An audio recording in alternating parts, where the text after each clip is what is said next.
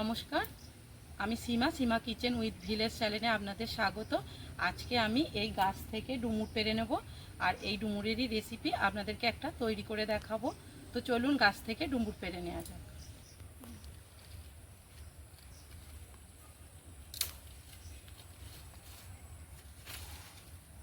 এই যে এখান থেকে আমার যতটা ডুমুর লাগবে পেড়ে নেব, যতটা প্রয়োজন আমার ডুমুর ততটা পেড়ে নিয়েছি। এই বড় ডুমুরগুলো মনে হচ্ছে পেকে গেছে, তবুও আমি কেটে দেখে নেব। তো চলুন রান্নার কাছে যাওয়া যাক। আমি রান্নার কাছে চলে এসেছি, এবার আমি এই ডুমুরগুলো কেটে নেব।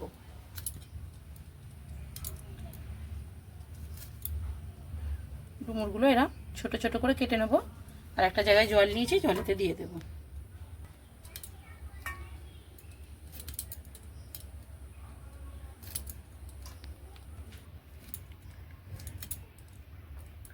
এই যে ডুমুরটা কেটে নিয়েছি, এবার আমি এই ডুমুরটা ভালো করে ধুয়ে নেব।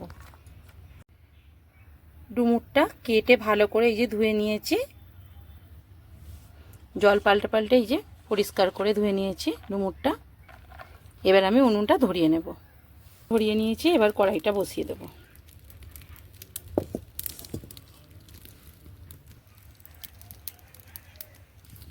এবার কড়াইতে জল দিয়ে দেব। এবার কেটে রাখা ডুমুরগুলো দিয়ে দেব। অল্প একটু নুন দিয়ে দেব, একটু হলুদের গুঁড়ো দিয়ে দেব। নুন আর হলুদটা ভালোভাবে জলেতে একটু ঘেঁটে দেব। নুন আর হলুদটা দিয়ে দিয়েছি, এবারে আমি এটা ঢাকা দিয়ে ভালো করে সিদ্ধ করে নেব। তুলে দেখে নেব যে ডুমুরটা সিদ্ধ হয়ে গেছে কি। এই যে পুরো সিদ্ধ হয়ে গেছে, ডুমুরটা সিদ্ধ হয়ে গেছে। এবারে আমি এটাকে নামিয়ে নেব। এরকম একটা ঝাঁঝরিতে ছেঁকে নেব, জলটা এরমভাবে ঝরিয়ে নেব, ঝাঁঝরিতে একটা ছেঁকে। কড়াইতে এবার তেল দিয়ে দেবো। তেলটা গরম হয়ে গেছে, এবার আমি এরকম ছোট ছোট করে আলু কেটে নিয়েছি, আলুটা দিয়ে দেব।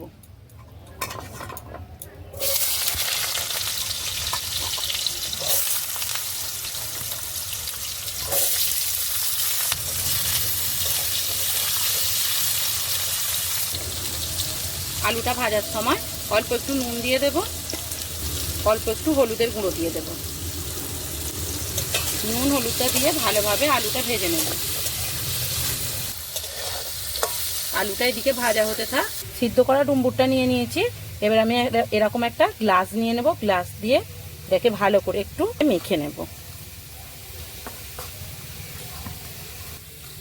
আর ডুমুরটা কিন্তু এর জন্য খুব ভালো করে সিদ্ধ করে নিতে হবে। এই যে পুরো কিন্তু সিদ্ধ হয়ে গেছে ডুমুরটা,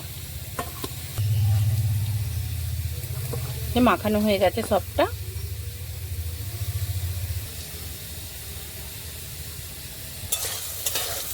আলুটা ভেজে নিয়েছি, এবার তুলে নেব।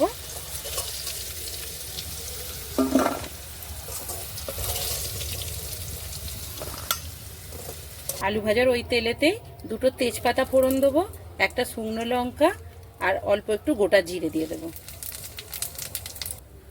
একটা টমেটোকে কেটে নিয়েছি, ওটাও দিয়ে দেবো।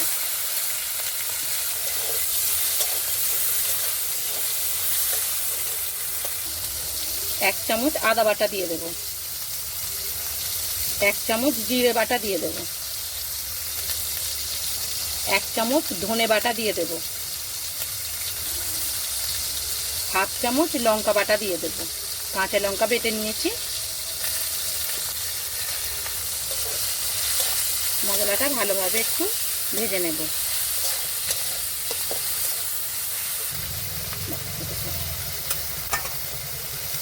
এক চামচ হলুদের গুঁড়ো দিয়ে দেবো,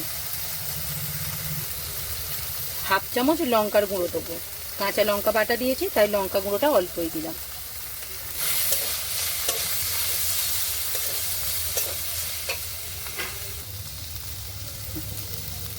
অল্প একটু জল দিয়ে দেব।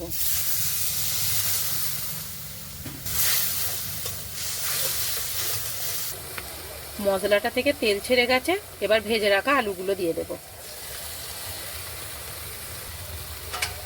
আর সিদ্ধ করা ডুমুরগুলো দিয়ে দেবো।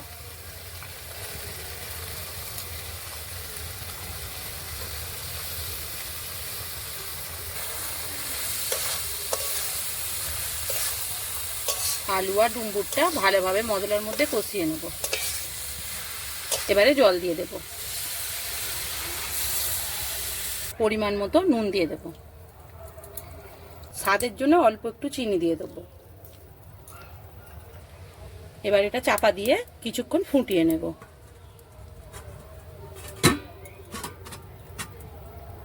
খুলে দেখে নেব।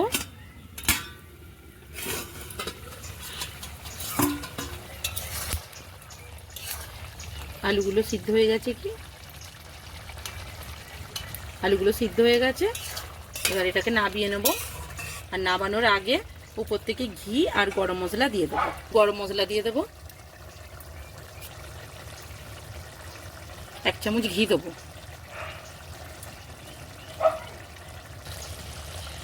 রান্নাটা হয়ে গেছে, এবার আমি এটাকে নাবিয়ে নেব। এবার নাবিয়ে নেব।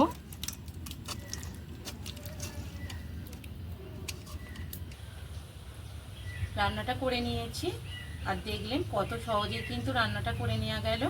আর যারা ডুমুর খেতে চায় না তাদেরকে কিন্তু এই রেসিপিটা করে দিলে তারাও খেয়ে নেবে। আমি যেহেতু এই রেসিপিটা পেঁয়াজ রসুন ছাড়াই করেছি, তাই আপনারা এটা কিন্তু নিরামিষ দিনেও তৈরি করে নিতে পারবেন। আর এই রেসিপিটা কিন্তু ভাত রুটি দুটো দিয়েই ভালো লাগে খেতে। তো আপনারা বাড়িতে কিন্তু অবশ্যই একদিন হলেও এটা তৈরি করে খেয়ে দেখবেন, ভীষণ ভালো লাগে। আর ভিডিওটা যদি ভালো লাগে লাইক করবেন, কমেন্ট করবেন, সাবস্ক্রাইব করবেন। আর সকলে ভালো থাকবেন, সুস্থ থাকবেন। ভিডিওটা আমি এখানেই শেষ করছি। নমস্কার।